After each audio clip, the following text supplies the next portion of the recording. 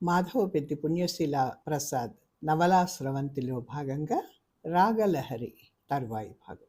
చరణ్ తన స్నేహితుడి ద్వారా జిడ్డు కృష్ణమూర్తి గారి ఉపన్యాసాలకి వెళ్ళడం, అవి అతన్ని ఆకట్టుకోవడం, దానికి సంబంధించిన పుస్తకాలు కొనుక్కొచ్చుకొని చదువుకోవడం చాలా జీవితాన్ని మార్చేశాయి. అవి చంద్రిక పెళ్ళి యథావిధిగా జరిగిపోయింది. గీతిక గదిలోంచి బయటికే రాలేదు. అనేకంటే రత్తమ్మే రానేయకుండా లేదంటే బాగుంటుందేమో. అన్నం కూడా ఆ రూమ్లోకే పంపిస్తే తనకొద్దని తిప్పి పంపించేసి పస్తు పడుకుంది గీతిక. పెళ్లి పీటల మీద కూడా గీతికని మర్చిపోలేదు సంజయ్. గీతిక కోసం కళ్ళతోటే వెతికాడు. పెళ్లి పందరంతా ఎక్కడా కనబడిపోయేసరికి పక్కనున్న చంద్రికని 1-2 సార్లు అడిగాడు మెల్లిగా. మీ అక్కయ్య ఎక్కడా కనబడలేదే? లోపలెక్కడో పని మీద ఉంటుందిలే అన్నది చంద్రిక తల వంచుకొని. చుట్టూ ఉన్న ఆడవాళ్ళు పక్కున నవ్వారు వీరిద్దరిని చూసి. వీళ్ళు మాట్లాడుతున్నదేంటో వినపడకపోయినా, అబ్బో అప్పుడే కబుర్లు కూడానా అంటూ ఎగతాళి చేశారు. సంజయ్ అవేవి పట్టించుకోలేదు. చంద్రిక సిగ్గుపడింది. సంజయ్ రత్తమ్మని కూడా అడిగాడు గీతిక కోసం. నీరసంగా ఉంది, పడుకుంది. ఏం బాబు ఏమన్నా కావాలా? ప్రేమగా అడిగింది. కాదండి, మా అక్కయ్య ఎట్లాగూ లేదు కదా, అందుకని అక్క బదులు తనకి నేను 1116 ఇద్దామనుకున్నాను. మా అక్క ఉంటే అక్కకి ఇచ్చేవాడిని కదా అన్నాడు సంజయ్. ఎంత మంచి మనసయ్యా అనేది. ఇదిగో మీ బావగారి చేతిలో ఉంచు, ఆయనే ఇస్తారులే గీతికకి. అది ఇప్పుడు లేచి రాలేదేమో, నిద్రపోతోంది అంది రత్తమ్మ. ఆవిడ మొహం చిన్నపోయింది. కూతురి సొమ్ము అప్పుడే కూతురు సొమ్ము అయిపోయింది. పరాయిదానికి ఇచ్చేస్తున్నాడనో, లేదా అక్క లేకపోయినా అక్క స్థానాన తానుంది కదా తనకివ్వకూడదానో ఏదో బాధ కలిగింది ఆవిడకి. ఈ డబ్బు దానికి ఇవ్వడం ఎందుకు? అది వాడితే ఒకటి, దాని తండ్రి వాడితే ఒకటేనా?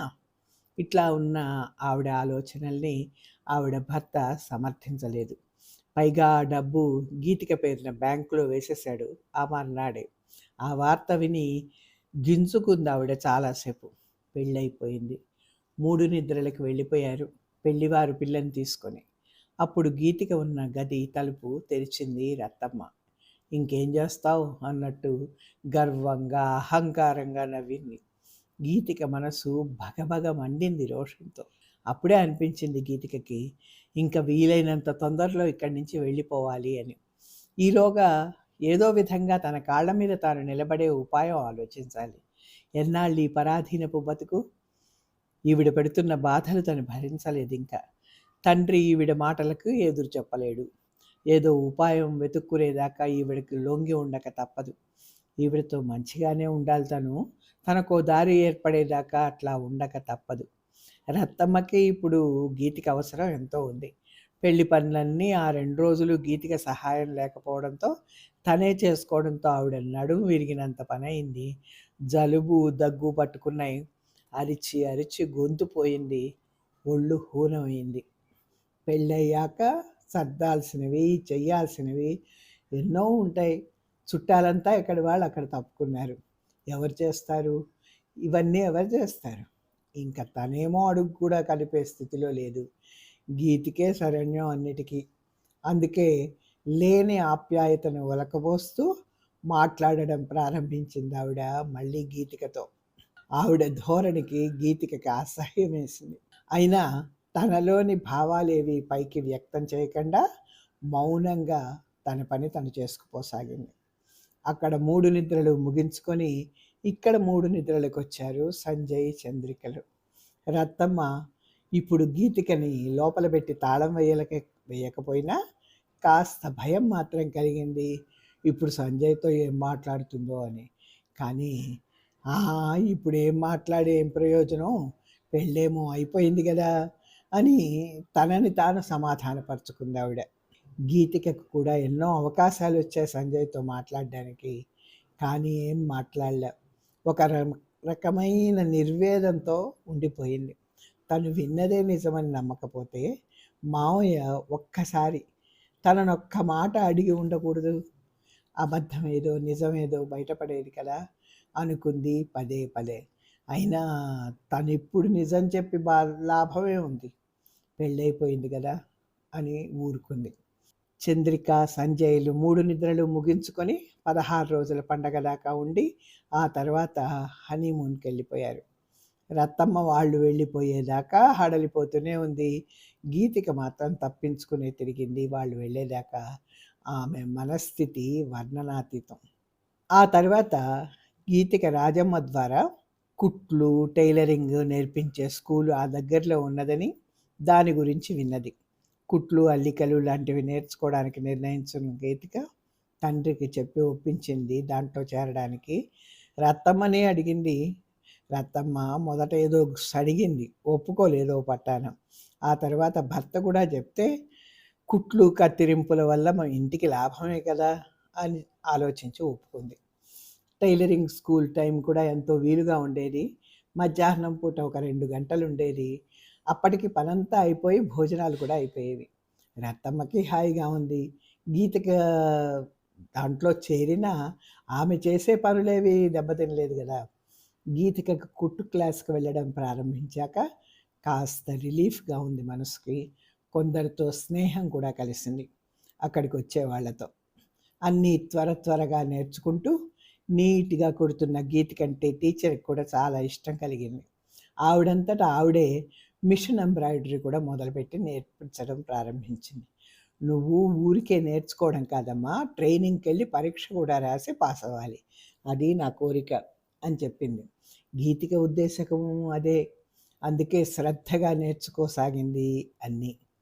గీతిక కుట్లు, కటింగ్‌లు శ్రద్ధగా పరికించసాగింది శృతి.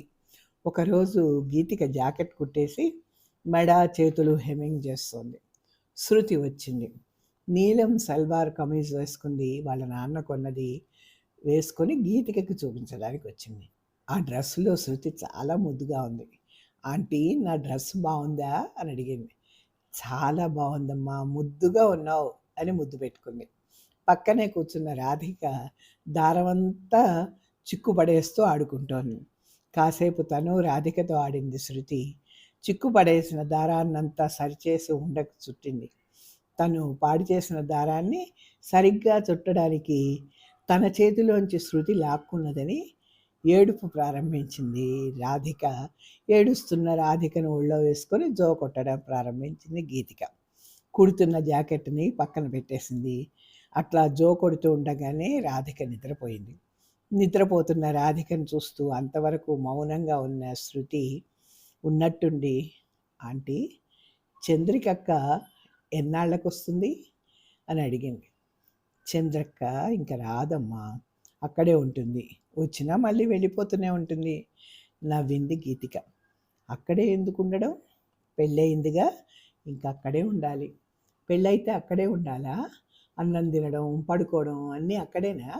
అవును. ఎందుకట్లా చేయాలి? అంకులే మీ ఇంటికి రాకూడదు? అక్కే ఎందుకు వెళ్ళాలి? పక్కున నవ్వింది శృతి మాటలకి గీతిక. ఎందుకా? ఆడపిల్ల అంటే ఆడపిల్ల అంటే అక్కడి పిల్ల అని అర్థం. అక్కడి అంటే అత్తగారు ఇల్లు అని అర్థం. అదంతా పూర్తిగా అర్థం కాకపోయినా అమాయకంగా విన్నది శృతి. అయితే ఆంటీ, పెళ్ళైతే మీరు వెళ్ళిపోతారా ఇట్లాగే అడిగింది మళ్ళీ. ఒక్క క్షణం ఆ అమాయకమైన కళ్ళల్లోకి చూస్తూ, నేను అసలు పెళ్లి చేసుకోను, ఎక్కడికి వెళ్ళను, సరేనా అని బుగ్గలు నిమిరింది. ఆ మాట వినలేదు శృతి. ఏదో ఆలోచిస్తోంది. గీతిక అంటే తమ ఇంటికి ఎప్పుడైనా వస్తుంది. వచ్చినా ఎక్కువసేపు కూర్చోదు. ఏ పని మీద వచ్చిందో అది కాగానే వెళ్ళిపోతుంది. ఏదన్నా పెట్టినా తీసుకోదు. ఎప్పుడు గీతిక ఆంటీని తమ ఇంట్లోనే ఉంచుకోవాలంటే, ఇంట్లోనే ఉంటే తనకి పాటలు పాడి నిద్రపుచ్చి అన్నం కలిపి నోట్లో పెడుతుంది. కృతిని కూడా బాగా చూసుకుంటుంది. ఆటలు తమతో సమానంగా ఆడుతుంటుంది. ఎంత బాగుంటుందప్పుడు! చాలా బాగుంటుంది కదా! కానీ ఎట్లా తమ ఇంట్లో గీతికని ఆంటీని ఉంచుకోవడం అని ఆలోచిస్తున్న శృతి చప్పున అనేసింది. "ఆ! ఏంటమ్మా? మరి ఆంటీ, మీరు మా నాన్నని పెళ్లి చేసేసుకోండి. మా ఇంటికొచ్చేయండి. అక్కడే ఉండండి." చెల్లిని, నన్ను చెళ్ళున చెంపకాయ కొట్టినట్టయింది గీతికకి. కోపంతో ఒళ్ళు మర్చిపోయింది. "శృతి, గద్దించింది. ఆ గద్దింపుకి అదిరిపడిన శృతికి కళ్ళల్లో నీళ్లు తిరిగాయి. నిద్రపోతున్న రాధిక లేచింది. ఆ గద్దింపుకి మరేం మాట్లాడలేని గీతిక లేచి పాపనెత్తుకుంది. లోపలికి వెళ్ళిపోయింది. వచ్చే ఏడుపు దిగమింగుతూ ఇంటి దారి పట్టింది శృతి. చరణ్ పిల్లలను వదిలి క్షణం కూడా ఉండట్లే. ఇప్పుడు పిల్లలిద్దరిని తన దగ్గరే పడుకోబెట్టుకుంటున్నాడు. కృతి అంటే ప్రాణం. అందులో శృతి తన పోలికైతే కృతి అచ్చం తల్లి పోలికే. కృతిని చూస్తున్న కొద్దీ పల్లవి మొహమే కనపడుతోంది. చిరునవ్వుతో వెలిగే ముఖంతో పల్లవి, నేనెక్కడికి వెళ్ళలేదు, నీ దగ్గరే ఉన్నాను, నువ్వు ప్రేమగల మనసుతో చూస్తే నీకు తెలుస్తుంది అన్నట్టే అనిపిస్తోంది చరణ్కి.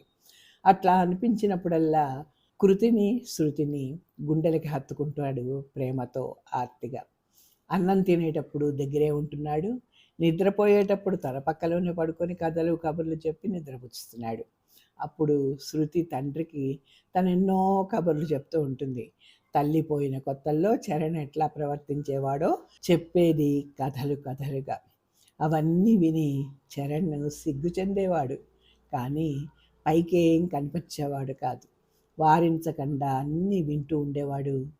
కృతిని ఒకసారి ఎట్లా గొంతు పిసకపోయాడో, తనను ఒకసారి ఎట్లా కొట్టి గది బయటకి గెంటాడో, ఎన్నిసార్లు తల్లి ఉన్నట్టే మాట్లాడాడో, ఎన్నిసార్లు తనకి డబ్బులు లెక్క పెట్టకుండా ఇచ్చాడో, తను ఎట్లా భయపడిందో, బెంగపడిందో, ఏడ్చిందో, రాము సహాయం, కొత్త వంట మనిషి పనులు, రాజమ్మ మంచితనం అన్నీ చెప్తూ ఉండేది. రోజుకి కొన్ని కొన్నిగా చెప్తూ ఉండేది. స్కూల్లో హెడ్ మిస్ట్రెస్ మంచితనం, ఆవిడ తనకు ఎట్లా ధైర్యం చెప్పేది, తన సందేహాలన్నీ ఆవిడ దగ్గర ఎట్లా తీర్చుకునేది, గీతికతో పరిచయం, గీతిక మంచితనం, ఆమె తనతో ఎట్లా ఆడుతుందో, తనకి ఎన్ని పాటలు నేర్పించిందో అన్నీ ఒక్కొక్కటిగా చెప్తూ ఉంటుంది శృతి. అన్నీ జాగ్రత్తగా వినేవాడు చరణ్. అన్నీ జాగ్రత్తగా వినకపోతే ఎప్పుడో ఒకరోజు శృతి ఉన్నట్టుండి, ఆ విషయం ఆ రోజు చెప్పలేదు అంటుంది. అవును చెప్పావు అంటే, ఏం చెప్పాను చెప్పు అంటే చెప్పాల్సిందే, లేకపోతే బుంగమూతి పెట్టుకొని నువ్వు సరిగ్గా వినలేదు, లేకపోతే గుర్తుండదు అంటుంది. అందుకే సరిగ్గా శ్రద్ధగా వింటాడు చరణ్. తను నేర్చుకున్న పాటలు ఒక్కొక్కటి పాడి వినిపిస్తుంది. చరణ్ ఆశ్చర్యంతో చూస్తూ మైమరిచిపోయేవాడు. మళ్ళీ మళ్ళీ అడిగి మరీ పాడించుకునేవాడు. అల్లరి చేస్తున్న కృతి కూడా కస్తూరి రంగరంగ అని పాడితే అల్లరి ఆపేసి శ్రద్ధగా వింటూ నిద్రపోయేది.